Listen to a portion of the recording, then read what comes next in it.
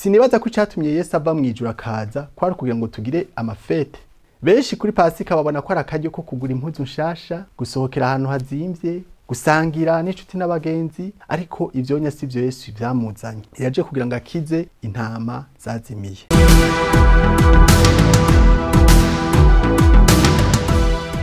Shalom shalom, ndabaramukije mwese muriko murankurikira kumbonesha kure Heritage, muri kumwe na mwene so Pasteur Landry Bukuru, hama nkabanje mva mw'ishengero rya Église Vivante Jésus Christ de Rohero, nkaba nubatse n'umudamu umwe kandi nkaba nkunda Yesu.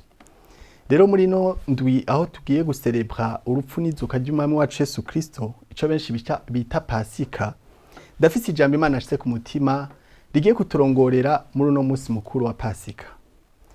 Tugiye kuyaga ku jambo rivuga riti ntukiriho kugira ngo winezereze. Kandi nayo mvo nyamukuru yatumye Yesu adupfira ni kugira ngo tubeho tutacinezereza. Nimbare kurankurikira ico tugiye kuyaga ko mbega twonezereza Imana gute, twoyihimbara gute. Hama ngoma ndabibutse ko uyu munsi mukuru wa Pasika ntugarukira gusa ku gusangira ifanta n'umuryango, nubwo ari vyiza.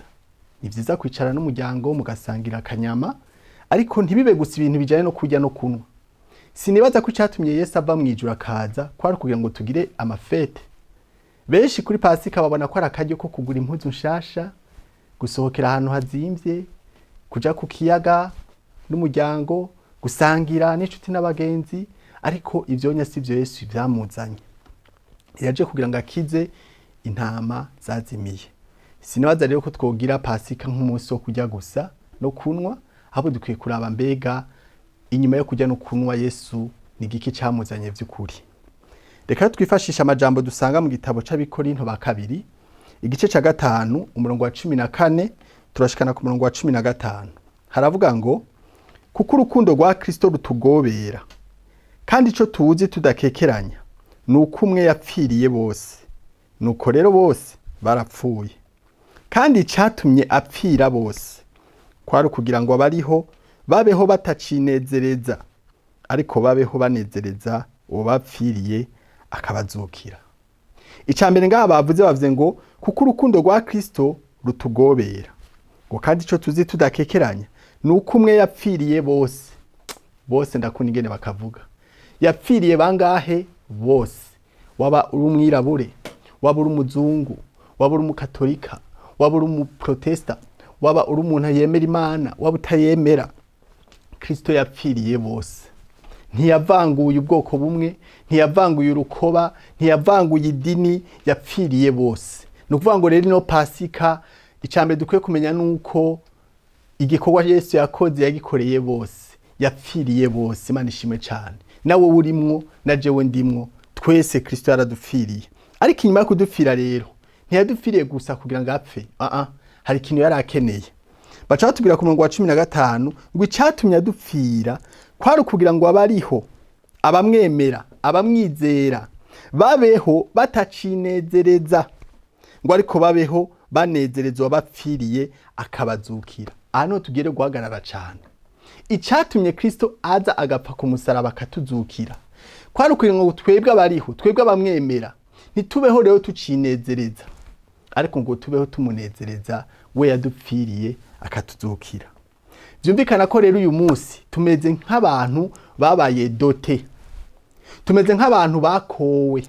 Iyo umukobwa atarakobwa abafise umwidegemvyo wo kuyaga n'abari bo bose, abafise umwidegemvyo wo gutaha amasaha yishakiye, abafise umwidegemvyo wo kuyaga n'abahungu ashatse, ariko a partir du moment bamuhaye inkwano bakamudota, ico gihe ntaba akibayeho kugira ngo yinezereze, ntaba akibayeho kugira ngo akora ivyo yishakiye, abasigaye abaho kugira ngo anezereze uwamukoye. Ngomba nkubwiye ko ajya amaraso Yesu yasheshe ku musaraba ni inkwano yagutangiye wowe uri kurankurikira. Yarakudose, yaragukunze, agutangira inkwano yayiwe maraso kugira ngo ntubeho ucinezereza. Umukobwa yaramaze kurihigwa dote, asigara yiyengenga, ntapfa kuramukanya n'uwari we wese, ntapfa gutaha amasaha yishakiye, ntapfa kuza mu bibanza ivyo ari byo byose. Niyo agomba agende abanza kumenyesha uwo bakundana ati heraba fise ahantu mavanja kuja, sinzi ko mpuruhusha. Iryo ni ryo tandukaniro y'umuntu amaze kwakira Kristo n'utarakira Kristo. Utarakira Kristo afise umwidegemvyo wose, ariko twebwe twakiriye Kristo dufise ikitugera ca mpwemu. Ni ukuvuga ngo ntitukiriho kugira ngo twirongore. Birantangaza kubona umukristo vyitwa ko akijijwe akivuga ngo nkora ivyo nishakiye. Ngoje nkora ivyo nishakiye, ngoje ntibantegeka. Ntibagutegeka. Bisigura ko utarakobwa na Yesu. Nimba warakobwe na Yesu akagukwa, ntugiye hari kugira ngo ukore ivyo wishakiye. Ntugiye ari ngo wambare impuzu wishakiye. Abakristo uyu munsi arambara impuzu yishakiye. Abakristo uyu munsi baragenda mu bibanza bishakiye, baravuga amajambo bishakiye kuko bataratahura icatumye Kristo adupfira. Kugira ngo tubeho tumunezereza. Rero tukiringanguma ndakubaza ikibazo. Ubwo vy'ukuri uranezereza Kristo canke ubayeho kugira ngo winezereze? Iyo wambara kugira ngo hanezerwe nde? Iyo uri kuravuga uvuga kugira ngo hahabwe icubahiro nde? Bega iri kuratambuka mwibarabara utambuka kugira ngo babone nde? Babone wewe canke babone Kristo muri wewe? Ngomba babwire ko ivyo dukora uyu munsi Bibiliya ivuga ngo ivyo mukora byose mubikore kugira ngo mushimishe Imana. Reka mbaga kuru gatoyi nababwiye ko je nubatse n'umudamu. Ndibaza ko umudamu wanje ntaramukwa nta burenganzira nari ndamufiseko. Yarashobora kuja kumubageza ashaka, yarashobora gutaha amasaha ashakiye, ariko kuva umunsi ndamukwa nkaja mu muryango bakanyakira. Ico gihe yarasigaye yifata avec respect. Yarasigaye atari ko atarafise respect avant, mugabo nukuvuga ngo nta mwidegemvyo. Umuntu yakowe nta mwidegemvyo abagifise. Ikintu cyose akora mwico gihe yarambaza mbega impuzu nawe irakuryohera. Ariko ivyonya ntaramukwa ntiyashobora kubimbaza. Agomba asohokera ahantu yarambaza ati fise gahunda n'umuntu uremeye ko nja kubonana nawe. Ndamwankiye ntiyabirengako. Uko niko rero ubuzima bwacu na Kristo bumeze. Twebwe turabageni ba Kristo. Yaradukoye amaraso. Nuvuga ngo uyu munsi ico dukora cyose tubanza kumugisha inama. Haba kwambara, haba kuvuga, haba ivyo dukora, dukwiye kwisunga Kristo tukumviriza uburenganzira ko tubyemerewe. Bibiliya ivuga ngo byose turavyemerewe, ariko si byose bitugirira akamaro. Mu Kristo ikurankurikira ngo ndakubwire ngo ntukiri mwisi kugira ngo winezereze. N'inyambaro yawe Kristo yifise ku burenganzira. Erega igihe wamwakira wavuze ngo akubera umwami kugira ngo agire iki? Umwami araganza. Abantu benshi bakiriye Yesu nk'umukiza, muga ntibaramwakira nk'umwami. Kuko umwakiriye nk'umwami hari ibintu akubuza abandi bemerewe. Hari ibintu akubuza abandi bemerewe. Abandi bashaka kuba bemerewe kuja muri boîte, mugabo Yesu wawe akakubwira toya, we ntusa nabo. Wowe ubwoko bwatoranijwe. Wewe ntukwirije kuja muri kiya kibanza ko nikikubereye. Abandi bashaka kuba bemerewe kunywa akayoga, mugabo we Yesu akakubwira ati bivanye n'agaciro naguhaye, bivanye n'inkwano nakurishe, wewe ndakubujije agacupa. Abandi bashaka kuba bemerewe kugira abagore barenze babiri, mugabo Kristo akakubwira toya je ndagushingira umwe gusa. Nuvuga ngo rero twebwe tubayeho turi nk'imbohe. Kenshi Paul ariko arivuga yavuga ngo Paulo imbohe ya Kristo. Kuba imbohe ya Kristo rero ni kuba muri ubwo buzima bwaho Kristo ukora ico ashaka apana wowe ico ushaka. Kuba imbohe ya Kristo si ibintu byoroshe, bisaba ikiguzi. Kuko hari ibintu byinshi Kristo akubuza mugabo ku nyungu nziza. Yesu ashimwe cyane. Kristo ashobora kukubuza inyambaro runaka, akakubwira ati wa mupfasoni we, wa mukobwa wanje, sinifuza kuhena, sinifuza ko wambara impuzu yerekana ubwambure, ambara wikwize kubw'icubahiro canje. Mwibaza ko ivyo bintu byoroshe? Kristo ashobora kukuvangira akaza mu bagenzi bawe akakubwira ati aba naba bihoze gumana abagusa. Mwibaza ko ivyo byoroshe? Kristo agenda aragututurira akura ko abagenzi badakenewe, akura ko ibintu bidakenewe kuri wewe kubera yaragukoye n'uburenganzira bwiwe. Haleluya. Rero ngoma ndababwire ko icatumye Kristo adupfira. Iyo tuko turahimbaza Pasika, niki kikorwa rero cakoretse, ni kugira ngo tubeho tumunezereza. Ntitugiyari kugira ngo twinezereze abantu b'Imana. Uyu mwidegemvyo dusigaye twihaba Kristo, aho dukora ivyo twishakiye. Ngoma ndababwire ngo suko biri. Kristo amaze kugukwa kwa maraso yiwe, ubusigaye uri uwiwe kandi asigara akutegeka ico ashaka. Hari amajambo atakwemerera kuvuga, hari imvuga atemera kukoresha, hari inyambara atemera kujana mu bantu, hari abagenzi atemera ko mujana kuko ubusigaye ubayeho kugira ngo munezereze. Reka nabereka akarorero mu buryo buri pratique muri Bibiliya ko umuntu yabaye hanezereza Imana. Mu Baheburayo 11 umurongo wa 24 hatubwira ngo ukwizera niko kwatumye Mose amaze gukura yanka kwitwa umwana w'umukobwa wa Farawo, agahitamwo kugirirwa nabi n'abantu b'Imana, abirutisha kumara igihe mu bihimbaro vy'ivyaha, kuko yiyumviriye yuko gucokoranwa na Kristo ari ubutunzi burengeye itunga ryo muri Egiputa, kuko yatumbera ingero azogererwa.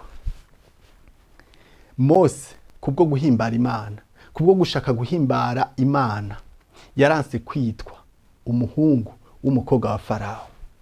Iyo yari ibakwe, yari privilege abakristo benshi batohusha. Kara karyo keza, yari opportunité.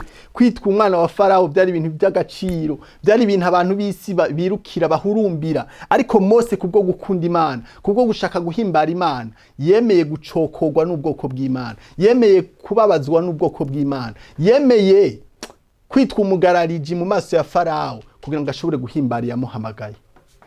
Ubu ni bangahe boheba igiturire kugira ngo bahimbare Imana? Ubu ni bangahe boheba ama privilege amwamwe bakareka kuryamana n'ababosi babo kugira ngo baronke akazi? Ubu ni bangahe bokwemera gushomera hako biyanduza mu hoteli n'umubosi? Ubu ni bangahe boreka gutanga igiturire bakemera imari zabo zigafatwa mugabo bakaguma ari abagororotsi? Ubu ni bangahe boreka kuryamana n'abashuga daddy kugira ngo babagurire ama iPhone 15 Pro Max? Ubu ni bangahe baheba inyungu z'isi kugira ngo bemere gucokoranwa na Kristo? Ubu ni bangahe? Muga tukaza tukavuga ngo namugize uwa mbere Yesu mu bugingo. Wamugize uwa mbere, nuvuga ngo wamugize uwa mbere kuri iPhone Pro Max, wamugize uwa mbere ku mushuga daddy, wamugize uwa mbere in everything. Apana kubiririmba gusa bibeho. Umushuga daddy ashobora kuguha proposition ati tujyamane mu misegonda 5 gusa, caraguha iPhone 15. Mugo kamubwira ati kwera Yesu namugize uwa mbere, gumana ibyawe nanje ngumana ukugororoka. Ibi nivyo byabaye kuri Mose, yarase kwita umuhungu w'umukobwa wa Farawo.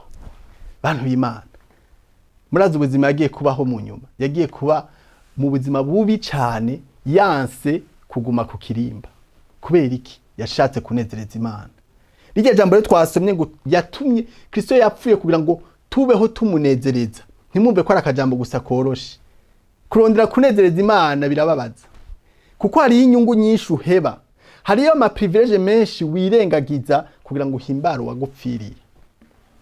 Kujya umugore nyene abaye dote, hariyo abagenza heba, hariyo ibibanza heba, hariyo amasaha yahora atadasubira gutaha, ahantu hose agiye arinda gufotora kereka umukunzi wiwe, impuzu agomba yambara abanza kuyereka uwo bakundana. Uko niko na Kristo biri. Ubu twarafashwe mpiri, ntitugihari kugira ngo dukore ibitunezereza. Rero na Mose murabona ko yaranse ama privilege yo kwita umuhungu wa Farawo, yemera kuja gucokorana n'ubwoko bw'Imana, ngo ivyo ngo acabirutisha ibihimbaro by'akanya gato byo muri Egiputa. Abakristo ni bangaho uyu munsi bemera guheba visa hako baja kubesha muri ambassade? Abakristo ni bangaho uyu munsi bemera kwanka kuryamana n'ababosi babo kugira ngo bashobore kuronka akazi? Wopfuma, Bibiliya nivuga ngo wopfuma ngo ujya umutima wumye hakurya inyama za buri munsi zivuye mu byaha. Wopfuma ushomera hakuronka akazi warinze gutangira igiturire. Wopfuma ugumana agahinda, agatelefone k'agahinda kamwe k'amatushi hakuronka iPhone 15 Pro Max wakuye mu kuryamana n'umushuga daddy. Ibintu nivyo bita guhimbara Imana, kunezereza Imana, ni guheba inyungu Satani ashobora kukwereka z'akanya gato.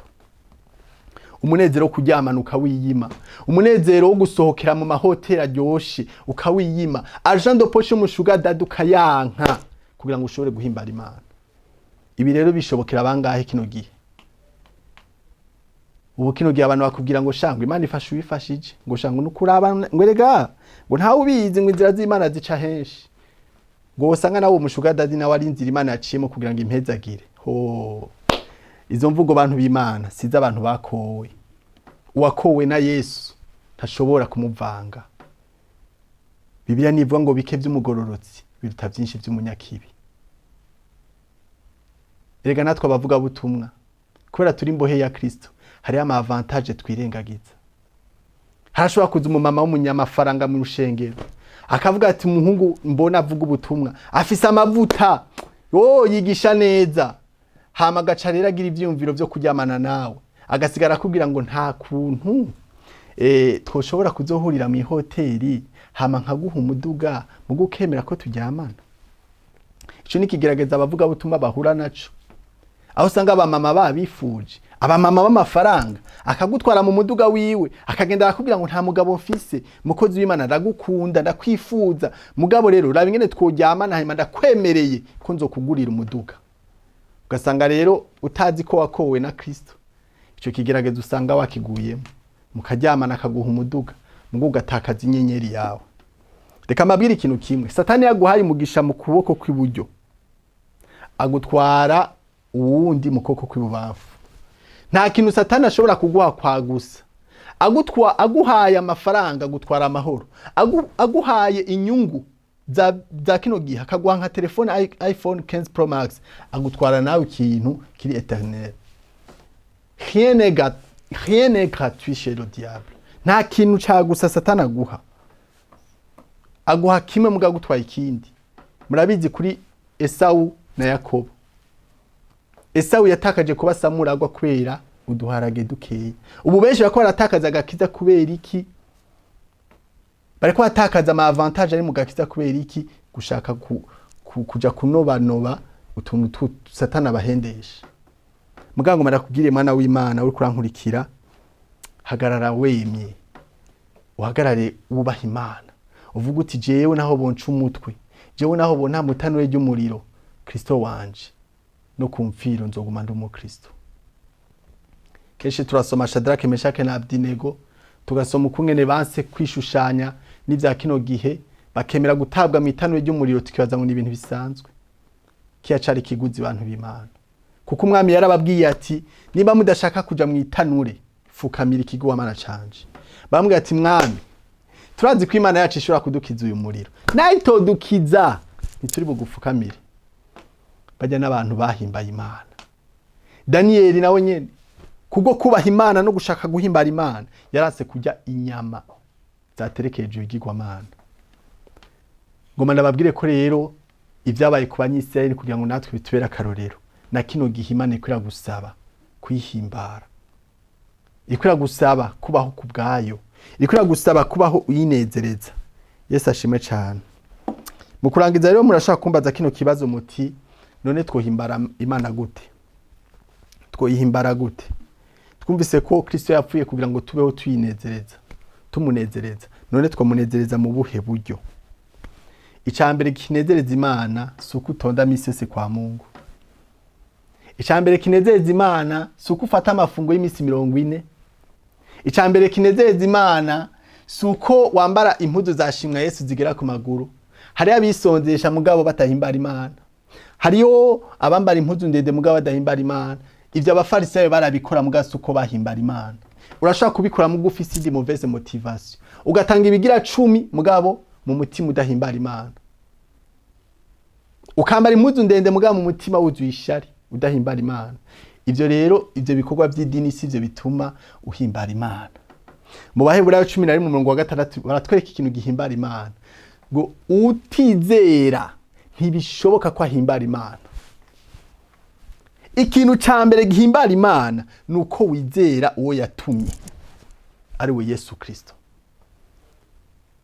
Emwe ushake ugira ibikorwa byo gufasha imfuvyi, utizera Kristo byose nubusa. Ushaka utanga umubiri wawe, utanga ibyawe mugabo utarizera Kristo, ngoma ndabwire ngo mubahimbagwa n'Imana we nturimo. Nico gituma ku munsi w'erezo Yesu hari abazobwira ati sinigeze ndakumenya. Nawe uzoza umubwira ngo yo Yesu je nasenga ku karago, Yesu jewe sinasiba naratanga ibigira 10, mugabo Yesu akubwira ati no mu gitabo cy'ubugingo sindakubona. Wiyandikishije. Ni nka kuma abapolisi bagenda mu mazu bakabaza ati zanikaye y'urugo, uwo basanze atari yandika. Naho yosigura ati ndi umukozi mwiza, bambwira ati eguri mwiza mugabo ntaho tubona wanditse, ingo tukujane mwizone. N'Imana rero uyu munsi yoza yosanga uri mu bizera, wombwira uti je papa yari pasiteri, nakuriye mu muryango w'abaporoti. Ibyo sivyo bihimbara Imana. Agakiza si ikintu gihererekanwa mu rungano n'urundi, si ikintu wamura ku bavyeyi. Agakiza n'ingingo ufata ku gatwe kawe, ugahitamo kwizera Yesu ku gatwe kawe. Ikintu rero cambere gihimbara Imana nuko wizera uwo yatumye, nuko wizera Yesu, ukakira Yesu mame n'umukiza. Hama ivyo bindi bikorwa rero vyiza byo gufasha imfuvyi bigakurikira, mugabo wabanje kwizera Kristo. Mu Baheburayo 11 rero bavuga bati utizera Imana ntibishoboka. It is impossible to please God without faith. Ntibishoboka kuhimbara Imana utizera Kristo. Uwo ni umushinge wa mbere. Imana kugira ngo iharure kwihimbara ibanza kuraba ko wizera Kristo. Bibiliya ivuga ngo Yesu yaje mu biwe ariko abiwe ntibamwakiriye. Ngo ariko abamwakiriye abahaye ububasha bwo guca bacika abana b'Imana. Ngo nibo bizeye izina ryiwe. Ngo nibo batavyawe no kwifuza ko umugabo n'umugore, ngo ariko bavyawe n'Imana. Rero kwizera Kristo nivyo bituma duhimbara Imana. Abazoza bakubwira ati rero tanga umubiri wawe kugira ngo werekane kuhimbara Imana. Narumvise abantu iyo bari kwarakina ijya filme ya Passion du Christ, barikina nk'aba acteur bakemera ngo bakabacumita imisumari bashaka guhimbara Imana. Umva ndakubwire, naho wosubira mu gihe scenario ya Yesu ugatanga umubiri wawe bakawubamba bagashiramo imisumari, ivyo sivyo bituma Kristo aguhimbarirwa. Igituma Kristo aguhimbarirwa nuko wizera izina ryiwe, ugafata ingingo yo kwakira agakiza. Aho mico gihe uzobugiye mu murongo w'abantu bahimbara Imana. Ubundi buryo bwa kabiri bwo guhimbara Imana tubusanga mu gitabo ca Tito wa kabiri igice c'indwi gushika ku 8. Tite chapitre 2 verset 7 à 8 havuga ngo nawe ubwawe wiyerekane muri byose nk'icitegererezo c'ibikorwa vyiza. Ubu n'ubundi buryo bwo guhimbara Imana ni kugira icitegererezo ciza c'ibikorwa vyiza. Nimba ukora ku kazi, kora ibikorwa vyiza. Nimba uri umunyeshuri, kora ibikorwa vyiza. Aho uzo buri kuhimbara Imana. Mugana banje kubabwira ko ubanza kwizera Yesu. Umaze kwizera Yesu, cugira rero icitegererezo ciza c'ibikorwa vyiza. Ibikorwa sivyo bitangura, hatangura kwakira Kristo, hama ibikorwa vyiza bikaba consequence. Ntunyuranye ibintu ngo utangure ibikorwa vyiza utarizera Kristo. Banza wizere Kristo hanyuma rero wiwa icitegererezo ciza mu bikorwa vyiza. Bibiliya iratubarira umugore yitwa Tabita. Uwo Tabita ngo yakora ibikorwa vyiza, agashonera impuzu abapfakazi n'imfuvyi. Ivyo nivyo bikorwa rero niko ndavuga. Nawe raba ico ushoboye, fasha imfuvyi, girira neza abantu, kora akazi k'abandi neza, aho uzo buri kuhimbara Imana. Aha niko ndabwira rero abantu bakijije bizeye Yesu, bicitegerezo ciza mu bikorwa vyiza. Hama ica kabiri ngo ugire ukwigisha kudatosekaye, bavuga butumwa. Ikintu gihimbara Imana nuko tuvuga ukuri, tukareka gusigiririza abantu. Paulo niwe yavuze ngo mu minsi yeherezo ngo abantu bazoba bashaka kumva ibibahimbara, ngo abantu bazoreka kwigisha kuzima bakurikira inyigisho zizimiza. Nimba rero dushaka guhimbara Imana nk'abavuga butumwa, dukwiye kwigisha ukwigisha kudatosekaye. Icaha tukacita icaha, apana kugisigiririza. Uyu munsi kubera abantu basigaye bagoreka inyigisho, igiturire basigaye bacita ngo nagafana. Bona muhaya agafana, hakuvuga igiturire. No, nimba ushaka guhimbara Imana nk'umuvuga butumwa, tomora uti watanze igiturire, apana agafana. Yesu ashimwe cyane. Ngo ukwigisha kudatosekaye, nuvuga ngo iyo uri kurigisha ukuri, Imana irahimbagwa. Iyo uri kurigisha ukuri ku jambo ry'Imana kudatosekaye, Imana irahimbagwa. Ikindi ca gatatu, ubundi buryo bwa gatatu bwo guhimbara Imana, ngo ube inyankamugayo. Haleluya. Umuvuga butuma hamagariwe kuba inyankamugayo. Apana ko ahantu uciye basigara batunga urutoki, ngujya yarahukanye, ngujya nanje yarandrazi, ngujya yarafashe ku ngufu, ngujya ngo naho yigira pasiteri ngo araherana amadeni, ngujya naho yigira pasiteri ngo yuzuye amacakubiri, yuzuye ishari, afise ubwibone. Umva, reka isi niyaturaba iburemwo ikintu na kimwe twagiriza. Hari abaca bitwaza ngo reka twambaye umubiri shango, nta muntu atafise ngo makosa. Umviriza Danieli bararondeye ikosa bamwagiriza, basanga ikosa ryonyene nafise ngo nuko yasenga Imana yiwe yexagera. Ikosa ryonyene twemerewe nk'abakozi b'Imana nuko turenza urugero mu gusenga. Daniel nico conyene bamwagirije, babwiye umwami bati turavye mu makosa akora agomba asenga imana yiwe, barabuze ikintu bamwagiriza. Birashoboka ko natwebwe rero abantu babura ico batwagiriza tukaba inyankamugayo. Yesu ashimwe cyane.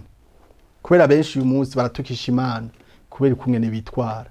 Abakozi b'Imana benshi uyu munsi basigaye bafise ubutosi, ubasanga bari mu maskandale, bakabafatira amahoteli, abandi nabo bagasanga ehera barahukanye. Ariko ivyo byose ireta yuko duhimbara imana mu kuba inyankamugayo. Ikindi naco ngugire n'ijambo rizima ritogawa, ijambo rizima ritogawa, kugira ngo umuntu ari mu ruhande rw'abansi amaramare abuze ikibiyo tuvuga. Ibi byose ngo nitwashobora kubibamwo, abansi bacu ngo bazoturaba abamaramare babura ico botuvugako. Haleluya. Rero ndabifurije Pasika nziza. Iyi Pasika ibe impamvu yo kubaho umunezereza Imana, nibe gusa impamvu yo gusangira mu muryango ngo mujya gakoko mujye akabenzi, no mugabo ibe impamvu yo kubaho muhimbara Imana. Naberetse uburyo bwo guhimbara Imana nuko wizera Kristo cyambere na mbere, hama ikindi nacu ukabicitegerezo shiza mu bikorwa vyiza, ukabinya nkamugayo, ukagira ukwigisha kudatosekaye, ukagira ijambo ritogawa. Mwico gihe rero uzoba uri kurabaho uhimbara Kristo. Nihazi igiturire urakigwanya. Ryari nagenda gura amayinite, hama uwari kwarangurira andungikira amayinite aca arihenda arungika kabiri, bajya baje bari mikashi. Umutima umurambira ati sha aya mara ntuyamusubize, erega ni Imana iguhezagiye. Ntawe ubizi, nta wamenya, none ninde abibonye. Ndamubwira nti mbe wandungikiye angahe? Ati nakurungikiye 1500, nashaka ku active amayinite y'umunsi. Undi mutima urambira ati Landry, ubwo mu mutwari 1500 kweri, wice ntaye yawe, wice ico nakugize kubera amafaranga 1500. Aho nari nagiye kandi ngena ntwaye ivyo 3000. Mugo umutima uranyanka, casubira inyuma ndamurondera, ndambwira nti mwene data warungitse kabiri, nanse kugutwara amahera yawe, mbwira ndayagusubize. Canumva amahoro, canumva asubiye guhimbara Imana kubera iki nakoze icishaka. Uko rero niko duhimbara Imana mu tuntu duto duto. Ushobora kuja muri bus bakakugarura amahera arenze, yasubize. Ushobora kurungikirwa amayinite na nimero utazi, ugasanga bakurungikiye 100,000. Umunsi umwe madamu yasanze mu telefone yiwe ngo vous avez reçu 100,000, asanga ni telefone y'undi muntu. Uwo muntu ara mu telefone ati hari amayinite twihenze turungiki wawe 100,000, mwe yadusubiza. Ari wewe wari gucugira gute? Benshi baca babloka bakazimya, bagahindura carte SIM bakayarotira. Muga madamu namubwiye ati umviriza, twe turakijijwe, musubizo twiwe. Madamu acambwira ati mbwira nimero, arayamusubiza. Kandi umuntu yaramusubije muga nta na merci yamubwiye, ariko twarashingiye izina ryacu, twashingiye Imana yacu intahe nziza. Haleluya. Rero ashaka kubikorera abantu ntibakubwire merci, mugawe bikore kubwicaro c'Imana. Reka dusenge. Uraho Mana yacu turagushimiye cyane, turagushimiye ku mugambi mwiza wo kuducungura wagize, aho waje mu isura dupfira kugira ngo ntitubeho tucinezereza. Uyu munsi duhaye kugira ngo tukunezereze wewe, tumeze nk'inkumi zakowe zari kugira ngo zinezereze wazikoye. Rero mwami ndasengeye wumvise buno butumwa wese, umushoboze kubaha kunezereza, umushoboze kubaho kubwawe. Wahora yinezereza hagarike, asigara nezereza wewe, haba mu nyambaro, haba mu bikorwa dukora, haba mu tudetaye dutoyi. Mwami mu mvugo zacu hose tubikore kugira ngo tugunezereze. Urakoze mwe muyera kora no majambo, ndasengeye wayumvise wese umugiriye neza mu izina rya Yesu senze. Amen. Hari ikintu ngoma ndangize gikorwa gikomeye cyane, navuze nti intango ya mbere yo kuhimbara Imana no kuyizera, wizera uwo yatumye. Urashaka kuri kurankurikira utarakira Yesu, utaramwizera, kabe kajyo keza ko kumwakira. Usubiremwa no majambo, uyizeresha umutima nyuma yatuza akanwa kawe, uvuga uti mwami Yesu, ndatabuye ko ndumunyavyaha, ndatabuye ko ntashobora kwikiza, ndizeye ko wavuye mu ijuru, uraza mwisi, urapfa ku bwanje, urahambwa ku bwanje, uzuka ku munsi ugira gatatu. None uyu munsi ndakiriye izina ryawe, ndagizeye nk'umwami n'umukiza. ndemeye kurongorwa nawe ubuzima bwanje bwose, ndavavanuye n'icaha, ni muri wo mu bwami bw'umuco, nemeye kubaho ku bwawe ndakunezereza, ngira umwana wawe, nyandika izina ryanje mu gitabo c'ubugingo, niwaza gutora ishengero nanje nzobe mu buzotwara, shoboza kubaho ndakunezereza, mpingabire ya mpwemu yera kugira ngo abari wandongora, ni mu izina rya Yesu Kristo nsenze, amen. Bo bagize ino sengesho ndagwaye ikaze mu ruhongore, ububaye nkaho mana w'icangaza agarutse mu rugo kwa se. Rero igice gikurikira nuko urondera ishengero rikakurera, hama ukabandanya ibicitegezo ciza mu bikorwa vyiza. Murakoze mwe mwafasha akaryo ko kunkurikira, mubandanye mukurikira ibiganiro bica kumbonesha kuri Heritage, mara kumwe na mwene so Pasteur Landry Bukuru, uhoraho abagiriye neza, Pasika nziza kuri mwese.